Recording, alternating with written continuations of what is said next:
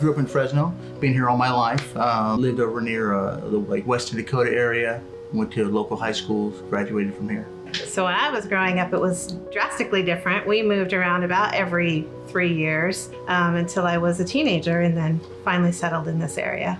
When I was younger, my whole family was involved in a Pentecostal church, an Assembly of God. So that was a lot of my upbringing when I was young. When I became a teenager, a lot of things changed in our family. We pretty much quit going to church. And then it wasn't until after we had gotten married that we decided we wanted to start looking at going into a church. We had a little bit different view on what to expect in church, so we ended up going to a Baptist church. I did not grow up in an inherently Christian home. My dad was saved at a young age. My mom was saved when she was about 5.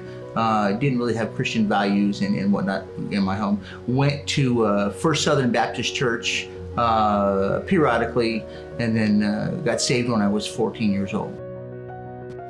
We'd gone to a small church in this area for quite some time, and just kind of felt like we had stagnated. We were doing the same thing the same way that we'd been doing for a long time. I knew I had a relationship with the Lord. I always thought I had a pretty good relationship, but we were okay with that, but until we weren't okay with that. So actually, I think one of the first experiences we had is when you guys had Plum come here for a concert. Actually, my husband said for a little while, well, do you want to go back to Ambassador and try that church? And at first I was like, it's just going to be the same. So I don't know if we want to go there. And we tried several different ones before finally I said, all right, let's go. When we left that afternoon and we're driving home, I'm like, we still do. We're talking about what was preached. It's requiring us to look at our lives in light of Christ. And that's what we needed. That's what we continue to need. I love the simplicity of grace. Salvation by grace through faith. When I was 14 years old, I had a sweet, wonderful Christian lady share the gospel with me. It was the first time that I really realized what hell meant and what salvation was. And when she shared that with me, I felt the weight of my sin, and I knew that I needed Christ. And I was able to pray with her and know right then that I needed Christ, and that I was saved, that I knew Christ from then on. Death came through one man, salvation came through one man. Jesus Christ is that man.